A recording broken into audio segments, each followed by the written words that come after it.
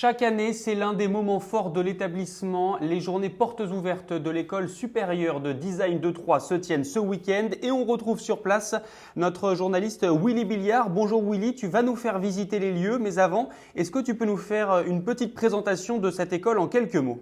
Salut Antonin, oui, bien entendu. C'est un site, alors vous allez le voir derrière moi et puis on va vous faire visiter vraiment l'ensemble. Ça a été créé en 2004, ouvert en 2004, dans une ancienne abbaye du XVIIe siècle, l'abbaye Saint-Martin-et-Serres à Troyes. C'est quelque chose de remarquable. Et donc depuis 2004, il y a des centaines d'étudiants, ils sont 200 en ce moment, 200 étudiants qui apprennent le design sous toutes ses formes. Et alors, si tu es OK, Antonin, moi, il y a un postulat de départ moi, qui m'intrigue complètement, c'est que il est dit que 85% des métiers de 2030 n'existent pas encore. Et ici, à l'école de design, on propose déjà d'anticiper cette situation-là en 2030. Donc ça va être un petit peu le fil rouge, si tu veux, de notre visite aujourd'hui. Allez, on te suit, je crois que tu n'es pas seul pour cette visite. T'es nos yeux et nos oreilles. Je vous présente Sharon. Salut Sharon. Bonjour à tous. Voilà. Sharon, elle vient de Nantes et c'est sa deuxième année et c'est elle qui va nous faire visiter. Ça marche? Ça marche, c'est parti. Bon, On va commencer par l'atelier. Comme ça, tu vois, Antonin, un petit peu ce qui se passe autour. Alors, c'est les journées portes ouvertes samedi et dimanche. Et donc là, en ce moment, les étudiants et les étudiantes, eh ben, ils préparent un petit peu tout, quoi. Hein. Donc, vous allez entendre un petit peu de préparatifs aussi. Hein. Parce que raconte-nous un petit peu, Sharon, comment ça se passe. Vous êtes vous-même impliqué dans ces portes ouvertes? Tout à fait, les portes ouvertes, c'est tout le monde qui se met à fond, les élèves, les professeurs, toute l'équipe de l'école. Et en fait, on transforme notre école en musée pour montrer ce qu'on fait au quotidien et montrer ce qu'on fera plus tard également. Donc là, on va rejoindre Thomas à l'atelier. Il va nous faire la visite de l'atelier numérique où on va retrouver toutes nos imprimantes et de l'atelier maquette. Bonjour. Thomas, toi, tu es étudiant depuis quand ici? Je suis étudiant depuis la 3e année, donc là je suis en 5e année, donc ça fait 3 ans que je suis ici à l'école supérieure de design. Donc je vais vous présenter les machines. Alors, si vous voulez. juste un mot, Sharon, toi tu veux être scénographe plus tard? Oui, tout à fait. Et toi Thomas, tu veux être? Designer produit. D'accord, ok. On y va? Là c'est go, vraiment. Ah, la porte juste ici à gauche. Tiens, vas-y. Willy, tu vas nous le dire, tu dois t'en rendre compte, toi qui es sur place, mais on sent quand même que c'est un lieu qui est empreint d'histoire, non? C'est pas des bâtiments classiques, on va dire. C'est ça. Le bâtiment principal, c'est une ancienne abbaye d'il y a plusieurs siècles. Par contre, ici, les ateliers, c'est des bâtiments un peu plus récents. Mais ouais, c'est un endroit assez intéressant où on travaille. Donc là, je peux vous montrer ce qu'on fait ici. Donc là, il y a des gens qui travaillent sur les imprimantes 3D et les découpes laser. Là, vous avez une imprimante 3D qui est en cours d'impression.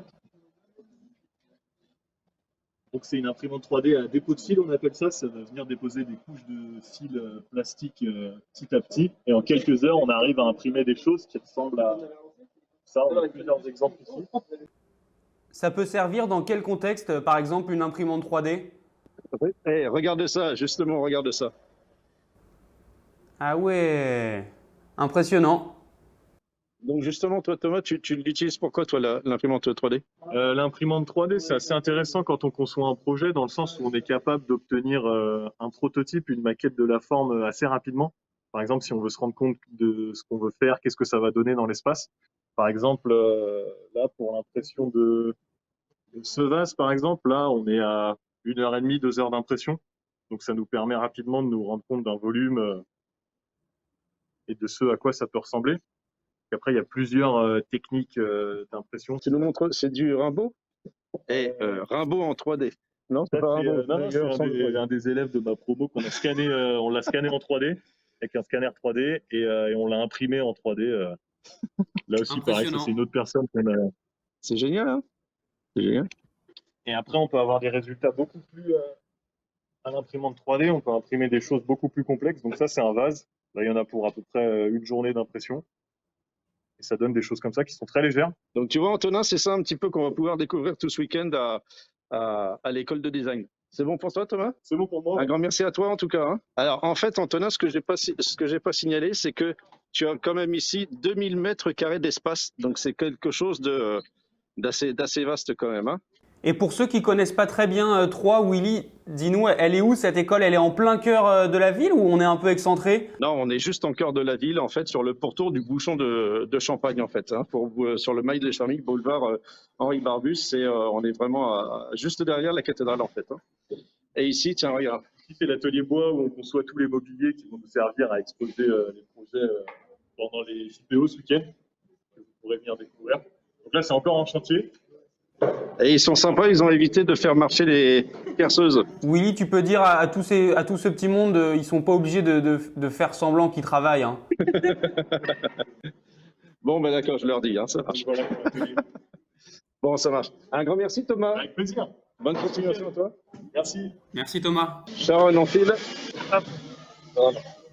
Il y a Jean-Alexis Durieux qui est étudiant en deuxième année avec moi, mais avant on va s'arrêter par le cloître. Alors, le cloître, tu te rappelles, Antonin, on t'avait dit que c'était une ancienne abbaye qui date du XVIIe siècle. Et en fait, c'est vachement impressionnant de bosser, du design dans quelque chose, dans un établissement du XVIIe. Qu'est-ce que ça t'a fait quand tu es arrivé? Parce qu'elle est de Nantes, je ne sais pas si je l'ai dit. Qu'est-ce que ça t'a fait quand tu es arrivé? J'ai été impressionnée. On n'a pas ça chez nous, toutes les écoles par lesquelles je suis passée, c'est des bâtiments neufs. Quand je suis arrivée ici, on a une vraie histoire.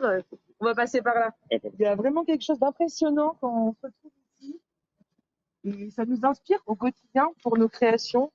On a d'ailleurs fait pas mal de rendus dans le cloître où on va aller. Et c'est vrai que quand on bosse et qu'on présente nos projets dans cet environnement, c'est génial. Sharon, juste, raconte-nous comment on intègre l'école de design de Troyes. Ça s'intègre post-bac, c'est un concours, un dossier, dis-nous tout. Alors oui, c'est post-bac. Tous les bacs sont autorisés. Moi, j'ai fait un bac S. Et je suis arrivée ici parce qu'au final, mon projet d'avenir ne me plaisait vraiment pas. Et j'ai découvert l'école de design. Et là, c'était une vraie révélation. Donc, tous les bacs sont autorisés, il n'y a pas de souci.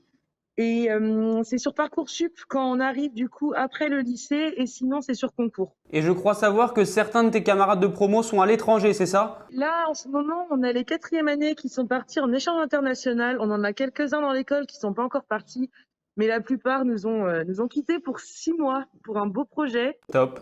Regarde, Antonin, le cloître. Ok, ah ouais, c'est assez impressionnant, ouais. C'est incroyable de se dire que c'est leur lieu de travail, quoi. Ça paraît assez improbable. Exactement, exactement. On continue? On continue, c'est parti.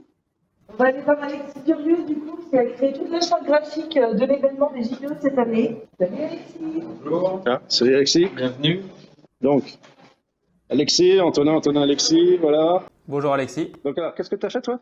Moi, j'ai préparé l'identité visuelle des portes ouvertes, donc en amont à partir du mois de novembre, donc pour avoir un truc vraiment propre à l'école dans cette période-là. Donc, j'ai travaillé essentiellement dessus. Alors, donc depuis novembre, on a développé l'identité. Et donc là, vous pouvez voir un format un peu plus en volume. Donc, on est en train d'installer pour les portes ouvertes. Ok. Et toi, tu veux faire quoi plus tard, Alexis? Plus tard, donc je reviens être designer graphique, donc le diplôme en 3 ans de cette école. Et pour ensuite créer des identités, soit en freelance, soit en agence de communication. Et c'est ta première année? C'est ma 2e année. Ta 2e année, ok. Eh ben sympa, génial. Merci Alexis. C'est là qu'on va retrouver tous les espaces de rencontre pour tout ce qui est conversation avec les visiteurs et toute l'administration de l'école. Et au fond, donc, si vous voulez aller voir, peut-être, il y aura un espace cafétéria, donc avec de la vente de boissons, de nourriture pour les visiteurs. Et ça, c'est quoi là? Tout ce qu'on est en train d'installer, c'est le cloisonnement. On a toute une équipe qui ont réfléchi en fait à créer un cloisonnement principalement à partir de matériaux qu'on avait déjà pour séparer en fait, scinder l'espace parce que dans cette pièce, on aura 3 pôles, même 4 maintenant. Donc il y aura le pôle avec Anna du coup, pôle renseignement. Anna, on peut la retrouver notamment sur les salons quand vous venez nous voir.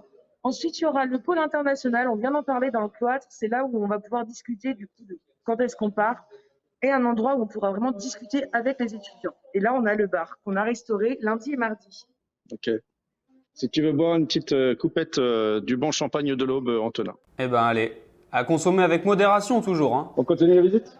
Merci Alexis. Je vous laisse aller au premier alors. Génial, merci Alexis, merci à toi. Vous avez une grosse affluence chaque année au moment de ces portes ouvertes? On a beaucoup de monde, aussi bien la semaine de préparation que pendant les JPO.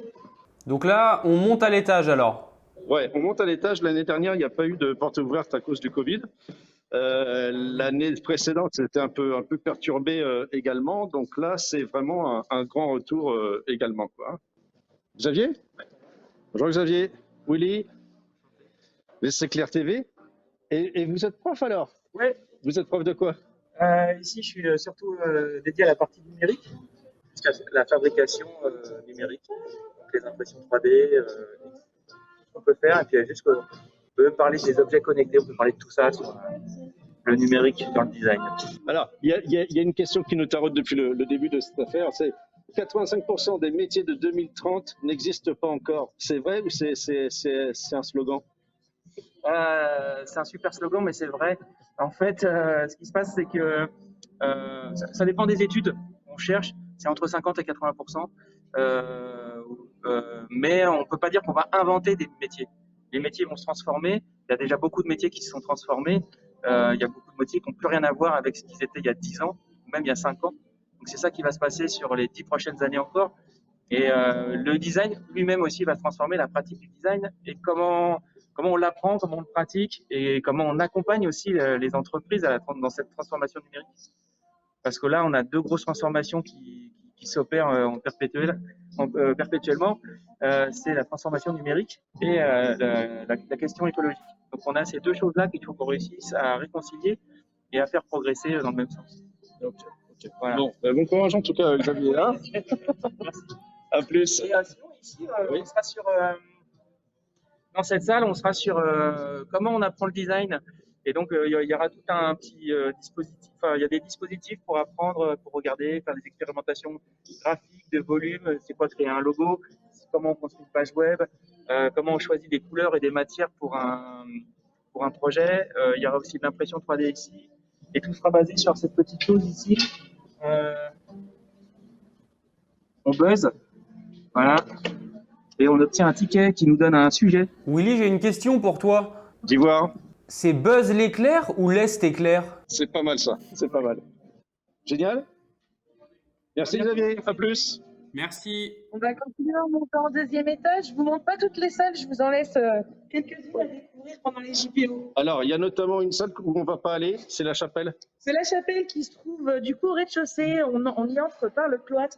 C'est une salle emblématique également de notre école. C'est un environnement vraiment magique. Et du coup, on laisse la surprise à nos visiteurs ce week-end. Donc là, on monte en deuxième. On va aller rejoindre Céline. Salut Céline. Salut Céline. Alors voilà Céline. Bonjour. Céline, tu es quoi? C'est quoi ton poste? Je suis directrice des programmes design. Oula.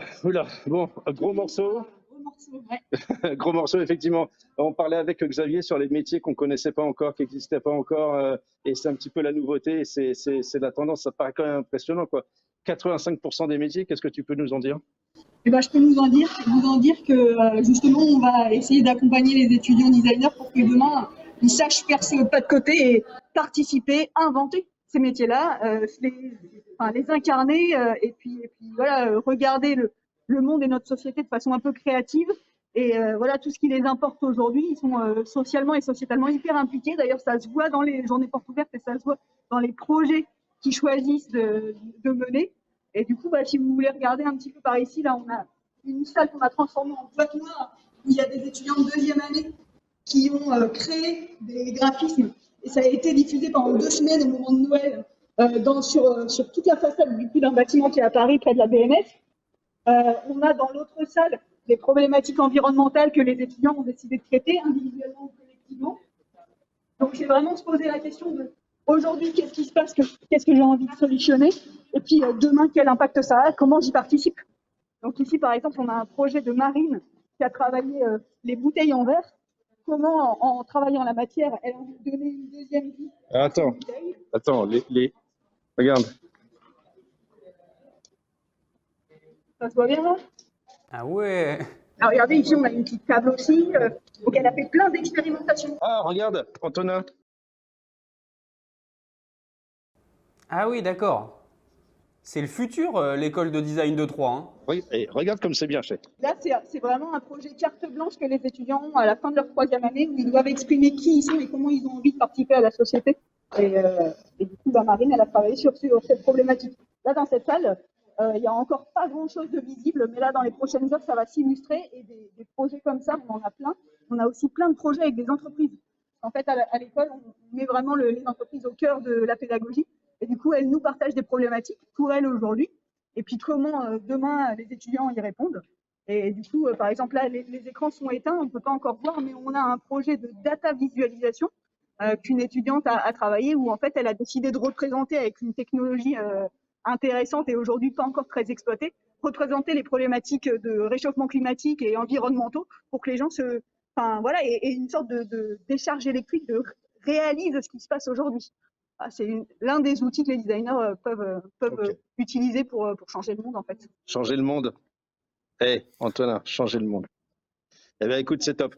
On a fait le tour, grosso modo, on ne va pas tout dévoiler parce qu'effectivement, c'est les journées portes ouvertes ce week-end. Merci, Sharon, en tout cas, de la visite. Merci beaucoup, Céline, en tout cas, pour tout ça. Et voilà, Antonin, en gros, ce qu'on voulait vous montrer, parce que voilà, c'est ici, finalement, que se prépare, comme tu disais, l'avenir. Et c'est à partir de ce week-end, pour les journées portes ouvertes, que vous pouvez découvrir et puis vous laisser aller et puis ouvrir un petit peu votre créativité, justement, à tout ce qui peut se passer.